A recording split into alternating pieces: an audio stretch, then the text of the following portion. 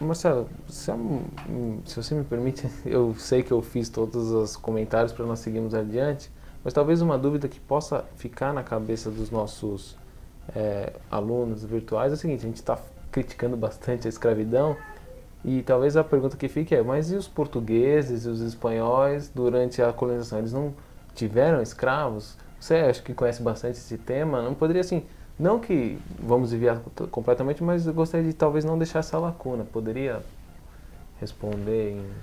Essa é uma questão interessante, frisando que a igreja sempre condenou a escravidão, desde São Paulo com a carta Filémon, depois com várias encíclicas, né? E quando o mundo moderno, depois da Revolução Protestante, voltou à escravidão, né? Isso um pouco a gente comenta.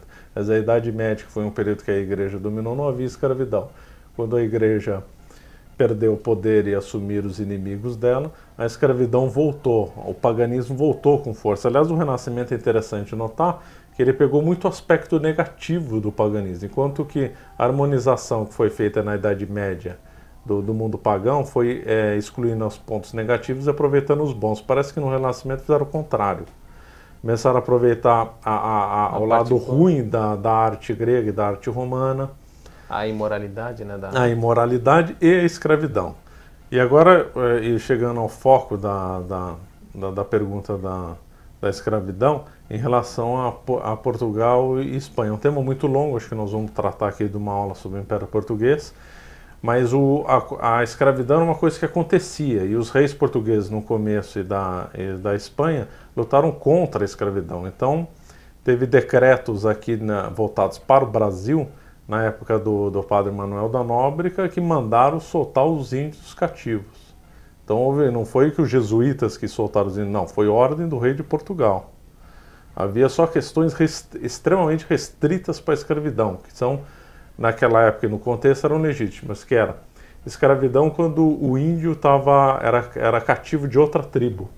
E se ele era cativo de outra tribo, ele ia morrer, ele ia ser comido. Por exemplo, o Hans quase participou do banquete lá dos Tamoios.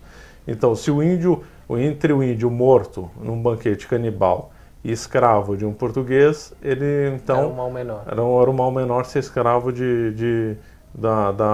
dos portugueses. Outra questão é quando o índio quisesse ser escravo. Parece absurda essa tese de quem que vai querer ser escravo. Só que teve vários casos de índios que quiseram ser escravos dos portugueses. Por exemplo, pegando os casos lá em Salvador. Por quê? Porque o ambiente de tribo indígena é uma coisa pavorosa, é uma coisa repugnante. Não dá para falar aqui o relato de Anchieta sobre as tribos indígenas. Eu teria vergonha de falar, nem ia ser processado por pornografia se eu falasse.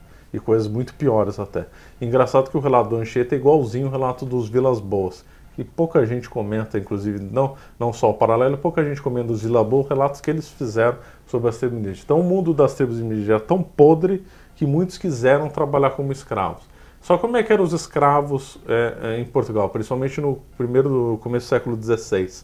A coisa de escravidão o termo era impróprio, que eles eram mais ou menos como empregado doméstico, eles podiam sair, eles ganhavam dinheiro, eles tinham as punições que eles recebiam, eram mais ou menos as punições disciplinares que os jesuítas aplicavam nos alunos. Então tinha escola de jesuítas, que eram escolas enormes, as punições que os alunos receberam eram igual aos dos escravos. O chicote, palmatória. Chicote, palmada, assim, era assim. Então o paralelo da escravidão naquele mundo pagão com Portugal e com a Espanha é muito mal feito, não é verdade? É muito impróprio. É muito impróprio. Agora, em relação aos protestantes, em relação aos ingleses, aí parece ser um pouco mais verdadeiro. Tá certo. Então, a gente pode voltar em outras oportunidades a esse tema, que pelo que você comentou, os dados que você trouxe aí, parece ser bem interessante e mostram um lado da história que é pouco mostrado, né? Normalmente procura-se macular a imagem do catolicismo com essa questão da escravidão, de algo injusto e cruel, ou seja, uma religião que teria produzido uma instituição injusta e cruel, sendo que o período que de fato a igreja teve maior influência, que foi a Idade Média, não houve escravidão, e ela voltou quando se teve um retorno ao mundo antigo com o abandono da religião. Exatamente.